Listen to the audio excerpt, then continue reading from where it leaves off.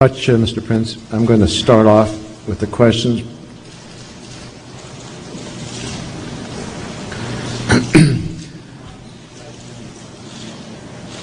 I think my mic's on.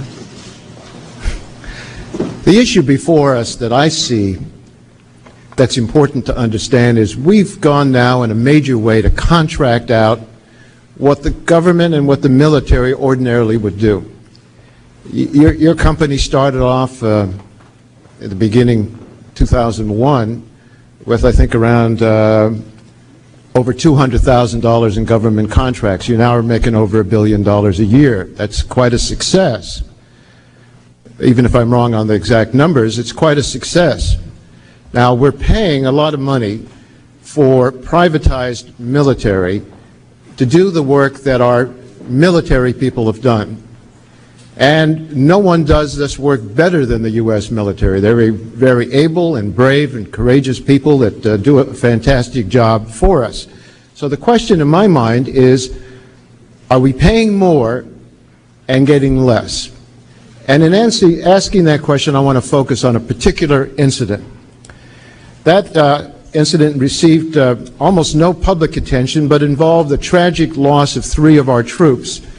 And my staff has reviewed the documents describing the incident, and they prepared a memo which I'd like, without objection, to make part of the record. On November 27, 2004, there was a plane run by Blackwater Aviation that crashed into a wall, a canyon in the mountains of Afghanistan. This plane was carrying 3 military personnel and 3 active duty U.S. personnel, Lieutenant Colonel Michael McMahon, Chief Warrant Officer Travis Grogan, and Specialist Harley Miller. About 40 minutes after takeoff, Blackwater 61 crashed into the wall of a canyon, and all of the occupants were killed. The crash was investigated by a joint Army and Air Force task force and by the National Transportation Safety Board.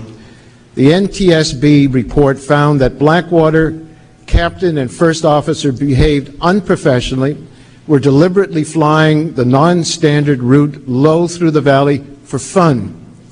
The report found that the pilots were unfamiliar with the route, deviated almost immediately after takeoff, and failed to maintain adequate terrain clearance. They also had a transcript of the cockpit voice recording. And on this recording, the flight crew joked with each other, saying, "You're an X-Wing fighter Star Wars man, and you're expletive right. This is fun."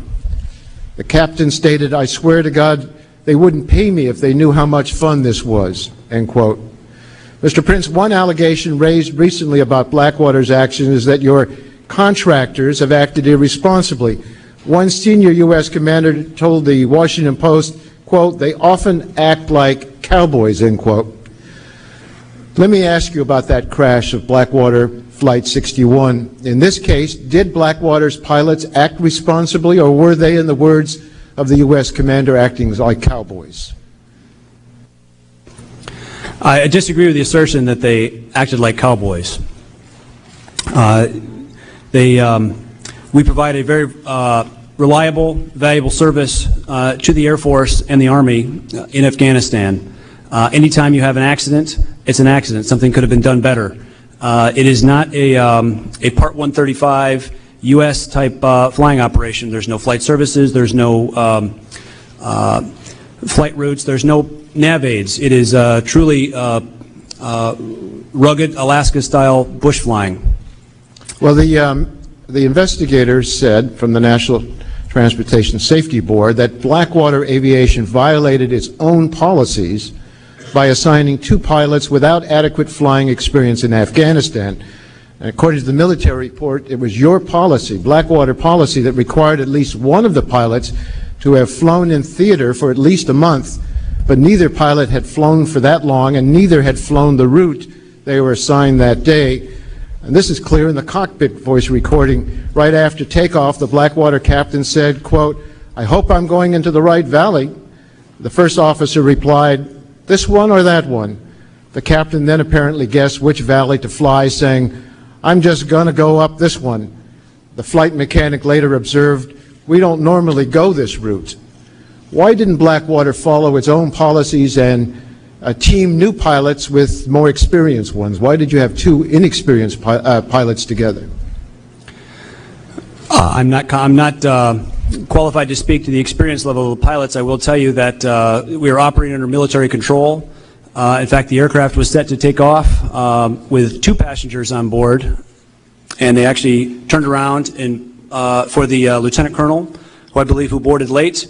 There was also it violated the military violated its policy by loading both ammunition. That aircraft was also flying with a large number of illumination mortar rounds, and they're not supposed to mix packs and cargo. But again, we followed our customers' instructions. Yes, accidents happen. We've provided thousands and thousands of flight hours of reliable service since then. Today, still, we're flying more than 1,000 missions a month. But on that one, the investigators found that Blackwater failed to follow standard precautions to track flights, failed to file a flight plan, failed to maintain emergency communications in case of an accident, and tragically, these failures may have cost the life of the crash's sole survivor, because one of the military people that you were escorting, or your flight was escorting, evidently survived for at least 10 hours after the crash. He suffered internal injuries, but he got out of the plane to urinate, he smoked a cigarette, he rolled out a sleeping bag, and nobody came, and then he died of cold from inattention. There was no way, as required, for anybody to know where that plane had landed, even though that's a requirement. I have an email that I want to read to you. It was sent on November 10, 2004, 16 days before the crash. It's from Paul Hooper, Blackwater, Afghanistan site manager, and it was sent to John Haidt, Vice President for Operations for Blackwater Aviations. In it, Mr. Hooper says Blackwater knowingly hired pilots with background and experience shortfalls. Here's what he wrote. By necessity, the initial group hired to support the Afghanistan operation did not meet the criteria identified in email traffic and had some background and experience shortfalls overlooked in favor of getting the requisite number of personnel on board to start up the contract. One of the great ironies of this accident is that while the aircraft was being piloted by an inexperienced Blackwater pilot, a skilled military pilot with an exemplary safety record, Lieutenant Colonel Michael McMahon, was on board the flight as a passenger. And this is what his widow wrote to me. She is Colonel Jeanette McMahon, and she works at West Point. She said, Mike, like Mr. Prince, was a CEO of sorts in the military. As an aviation commander, and as such had amassed a great safety record in his unit. It's ironic and unfortunate that he had to be a passenger on this plane versus one of the people responsible for its safe operation. Some would say it was simply a tragic accident, but this accident was due to the gross lack of judgment in managing this company. Mr. Prince, Colonel McMahon is asking why the taxpayers should be paying your company millions to conduct military transport missions over dangerous terrain when the military's own pilots are better trained and a lot less expensive. How do you respond? We were hired to fill that void because there is a different, it's a different kind of airlift mission going in and out of the very short strips in Afghanistan. You have high altitude, short strips, unimproved runways, and you have transport aircraft that are designed to support a large conventional battle. We're doing small missions.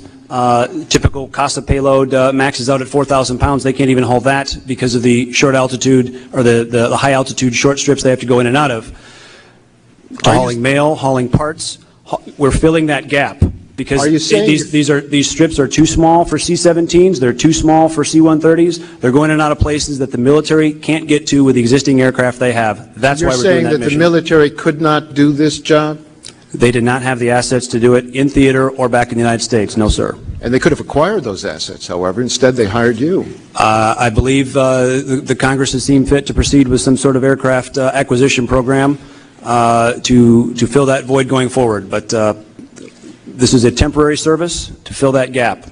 Well, we've been in Iraq for 5 years now. The pilots of Blackwater 61 paid for their errors with their lives. But I'm wondering whether there was any corporate accountability for Blackwater.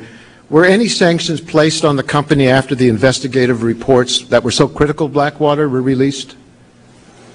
Anytime there's an accident, a company always should